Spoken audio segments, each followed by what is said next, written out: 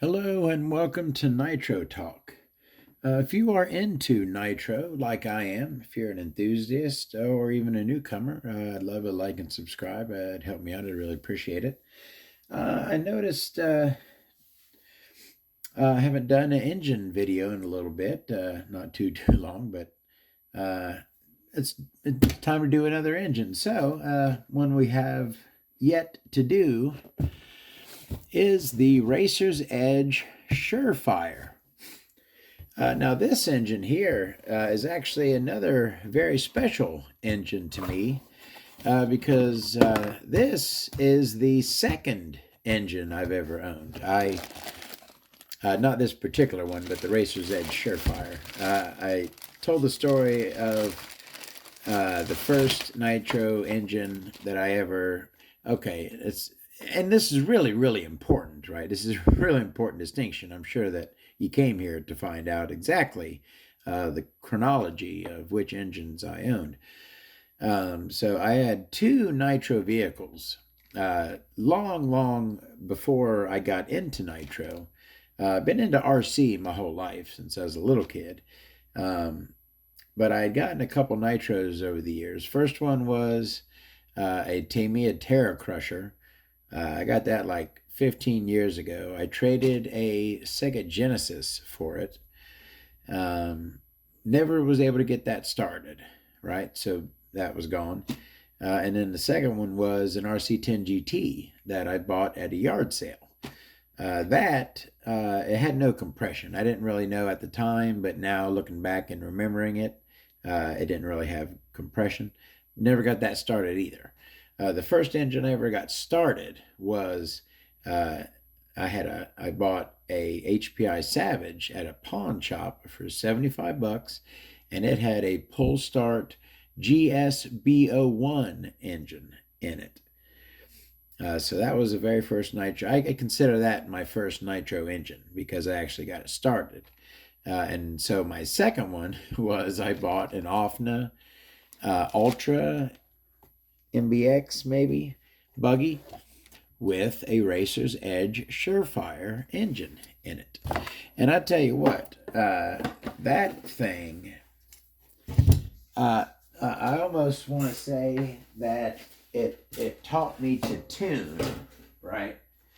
But that's not really the way to say it because it didn't teach me how to tune. It just frustrated the crap out of me because nowadays, we know the K90B carb. We know that it has O-ring issues, especially on that third needle.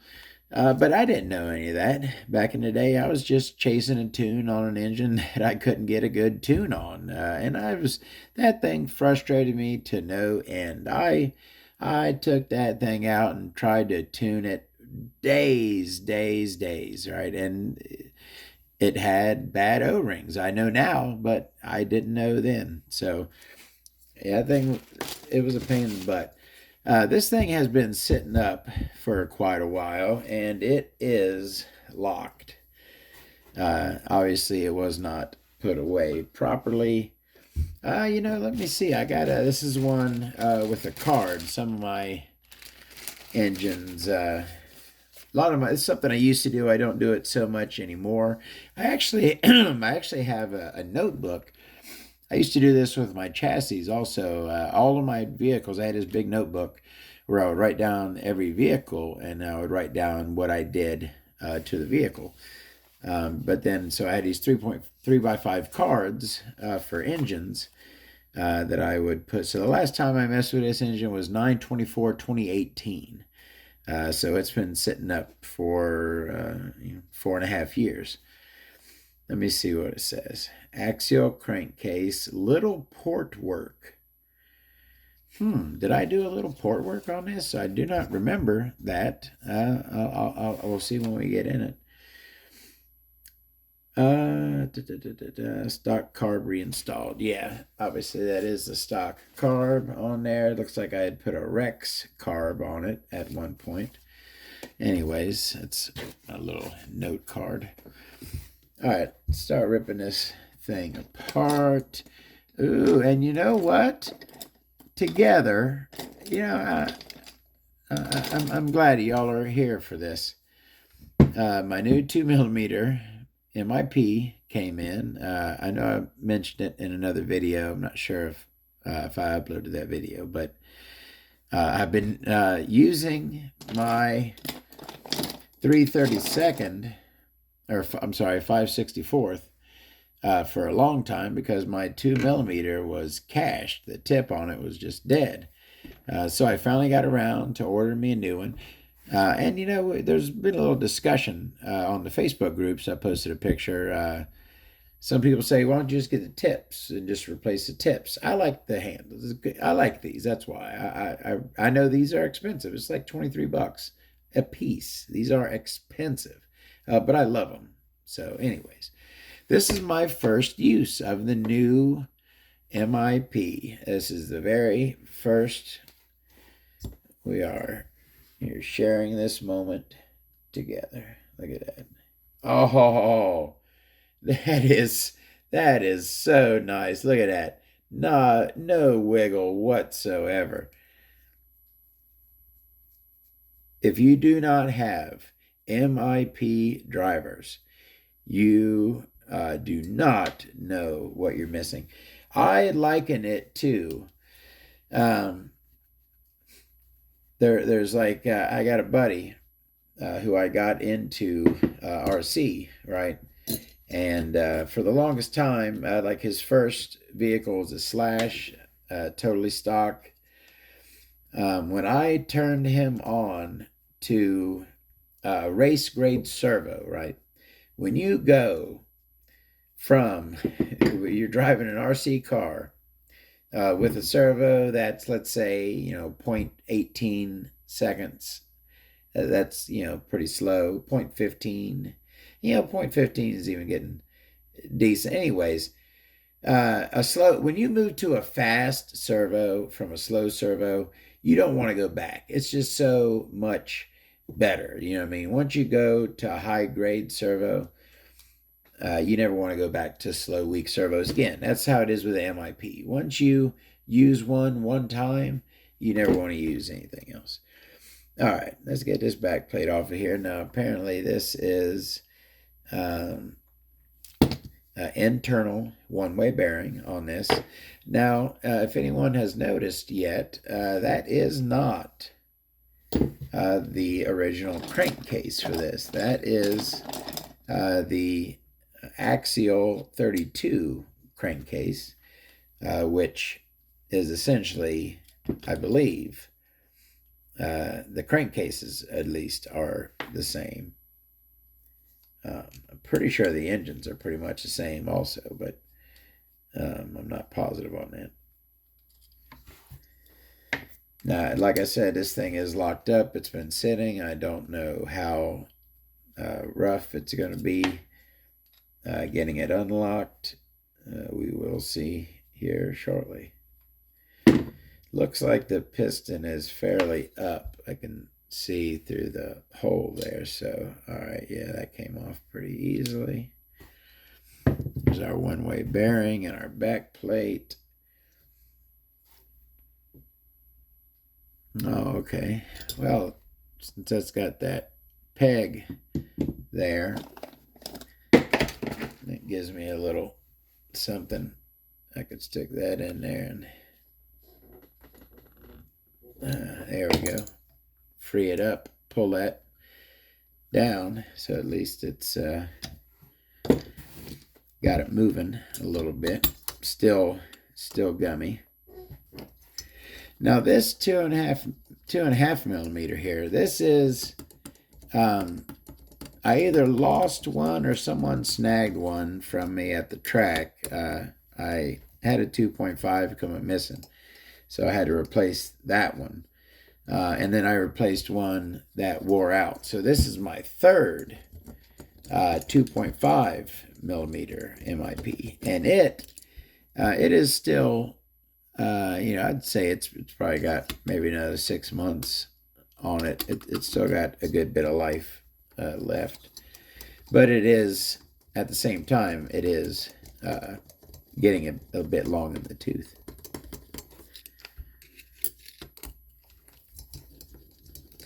All right, get this head off of here.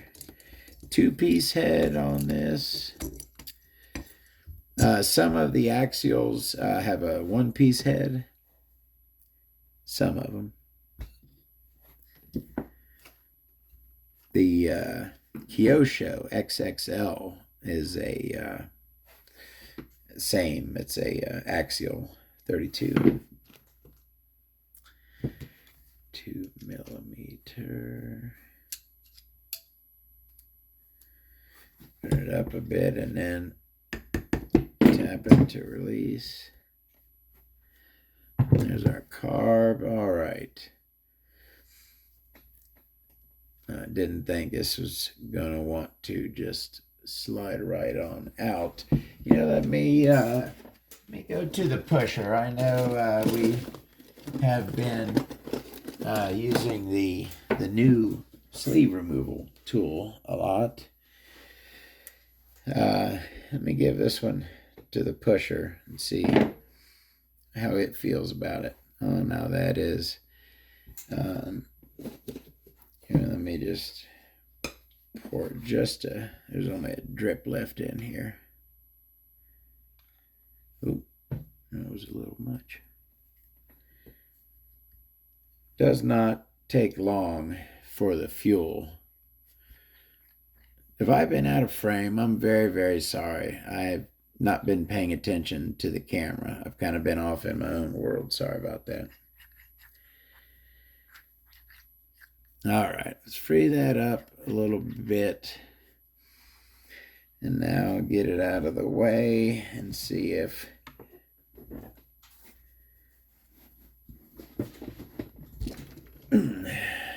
the old pusher will do it, ladies and gents. I stand by the pusher as one of the best sleeve removal tools. That thing was in there. I had to... Oh, yeah, I did. Okay. That's some more of Todd's port work we'll see here in a second. I did do a little work on that. Yeah. All right. Let me grab, gotta grab the old love tapper.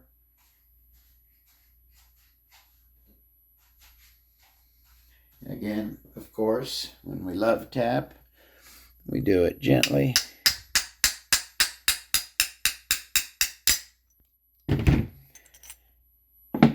Alrighty, there we go. Now, the Surefire 32, also very similar to the Axial 32.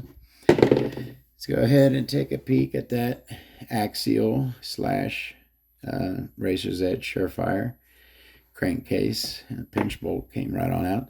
I noticed that EZO Japan front bearing. Nice.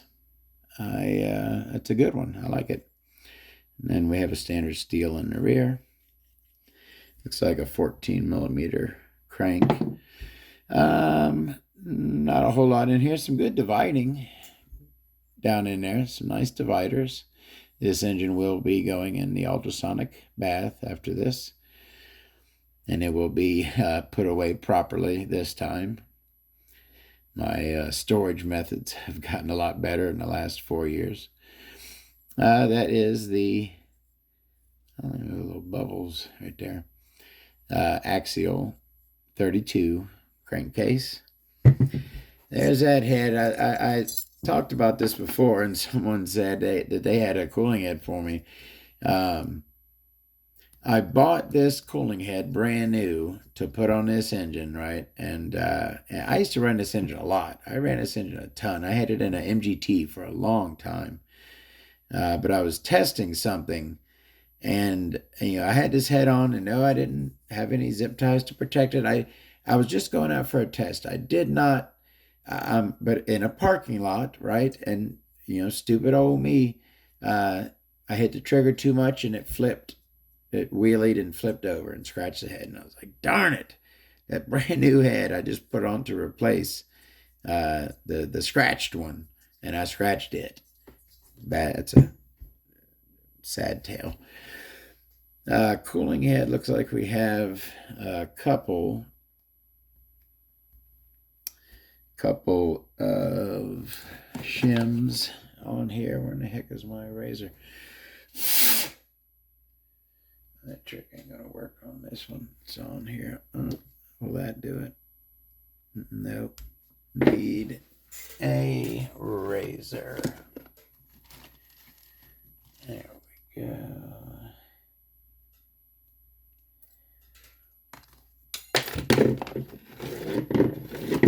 Yeah, making a mess.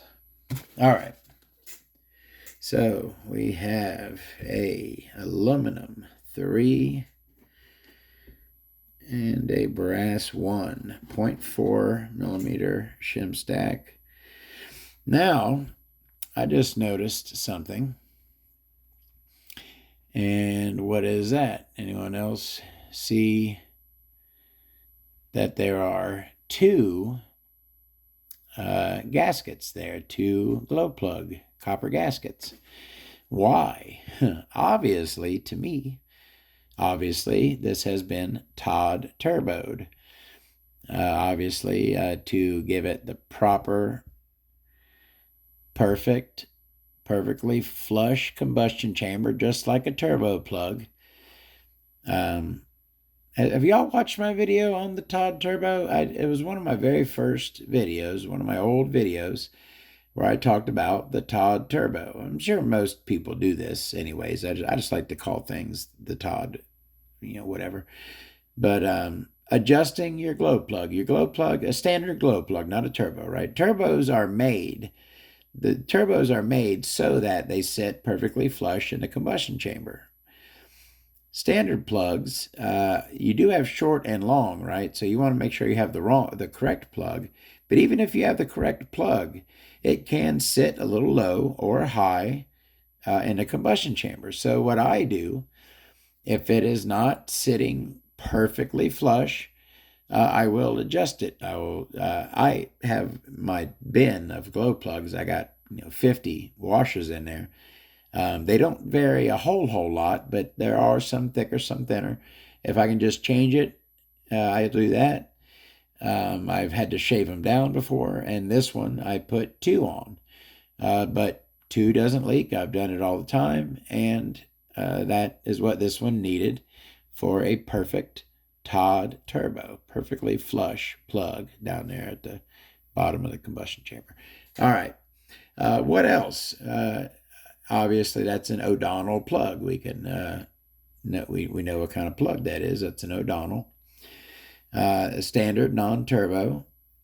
That's the head button. It's got a rotostart on it. We know rotostarts. Now, external. It's like a force. It has an external starting shaft and an internal one-way bearing, as opposed to an SH. Which has an internal starting shaft and an external one-way bearing.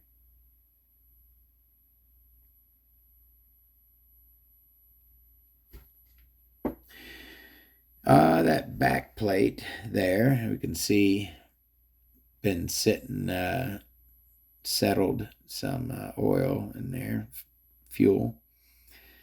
Got a pretty thin O-ring set into that, and it is not coming up at all.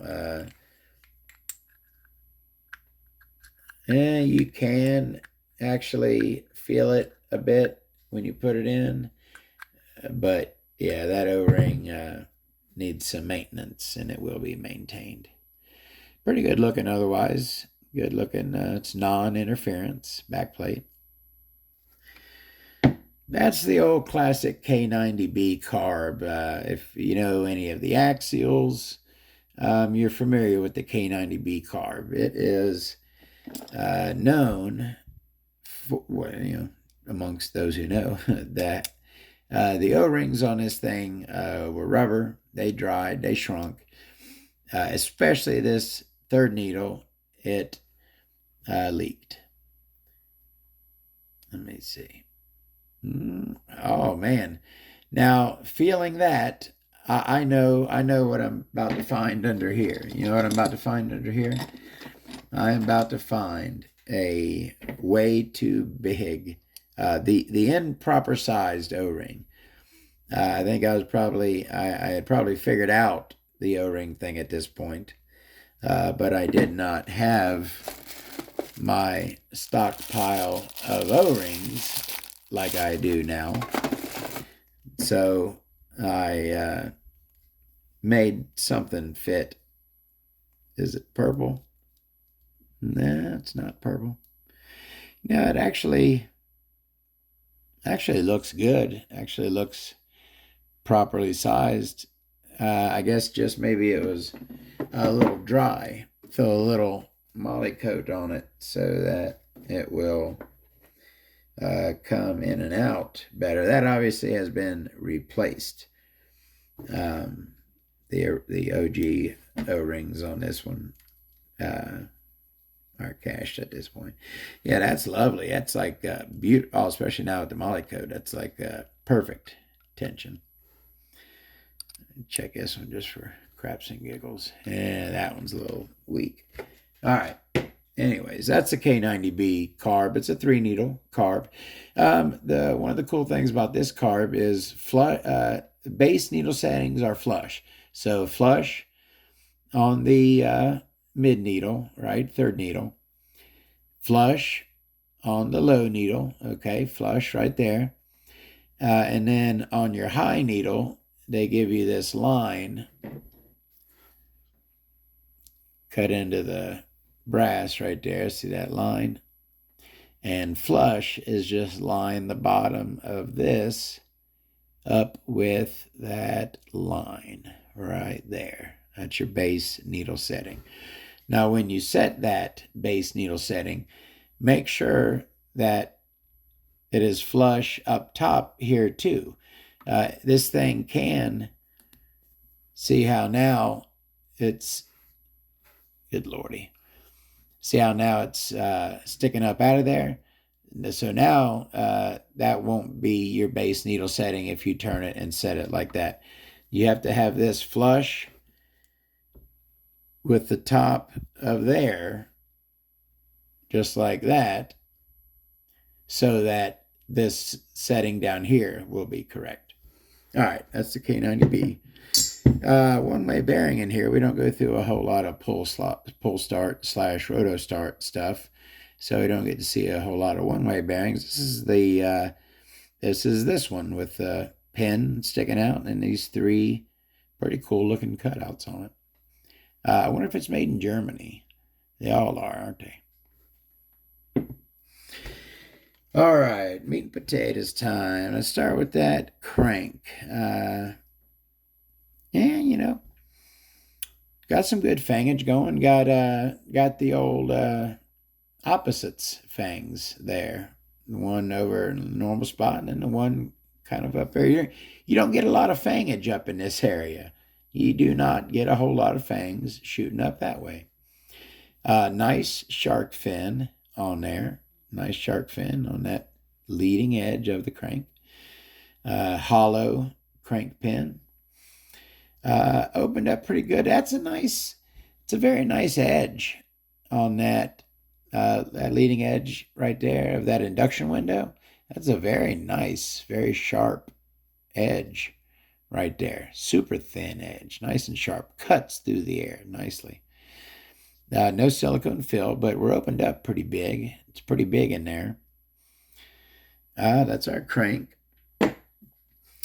All right, big old piston we got here. And we got some transfer holes right there. That's pretty cool.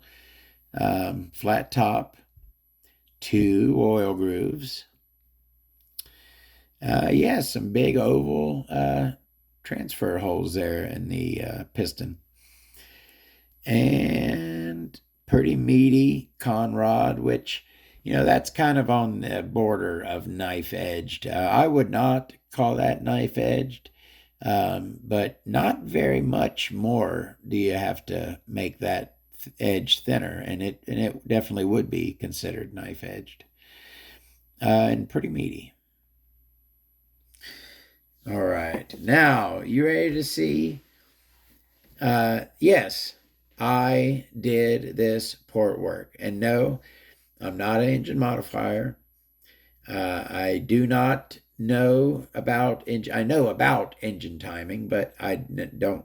I never got far enough into engine modifying to adjust timing or anything like that. I just do a little bit of fang action is all I do, right? And again, this was 4 years plus ago.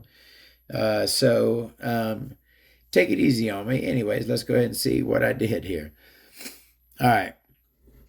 That is our exhaust port.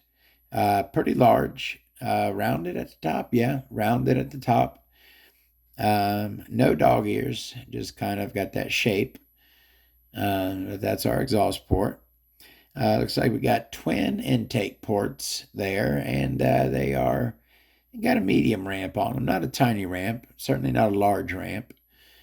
But twin boost / intake ports. And then we come around to the side, and what do we see? I tell you what, it's smooth. I'll give myself that. It is a smooth fang. It's certainly smooth.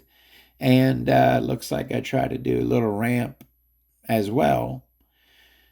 So that is our side Schnurley setup there. We got 2 upper and 1 lower.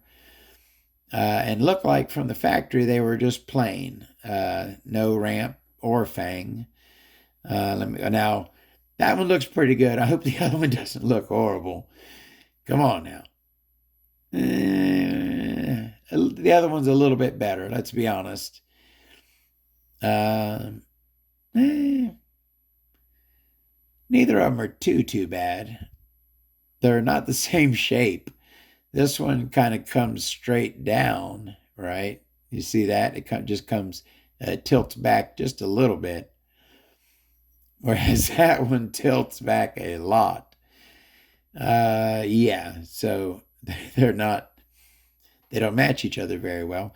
But individually, right? If you look at them individually, neither one of them are that bad. It's a little bit of ramp action there, a little bit of fang, and it's smoothed.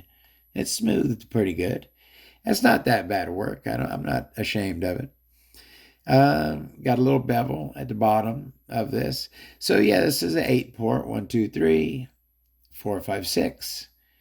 Count noses 2, 7, and 8. That is the Racer's Edge Surefire 32. And this engine did run great. Like I said, I ran this for a long time. Had this in a few monster trucks. All righty. Oh, look at me. I'm forgetting one of the coolest things about this engine. And that is this. I have a full array of spares for this engine. We've got a Surefire 32 one-way with bracket.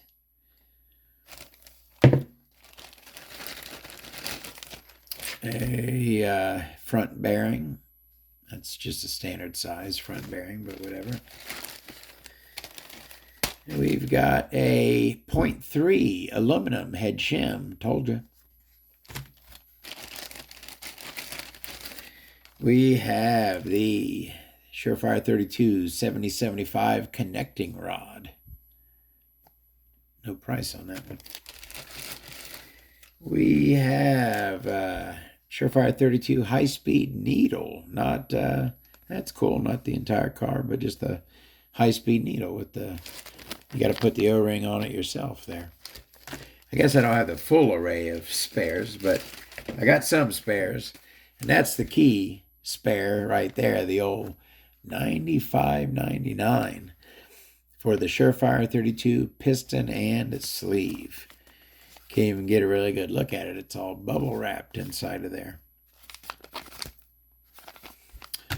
Anyways, that, ladies and gentlemen, we can finally say is the Racer's Edge Surefire 32 Nitro engine. You know, as far as the monster blocks go, I consider the ones above 28 the monster blocks. That's what my little name for them. The Surefire is certainly up amongst the better ones. Okay, I'm not going to say it's up amongst the best. I'm not going to say that, but it's up amongst the better ones. It's better than the Kalari 32. I'll give it that any day. It's the same as the Axial 32.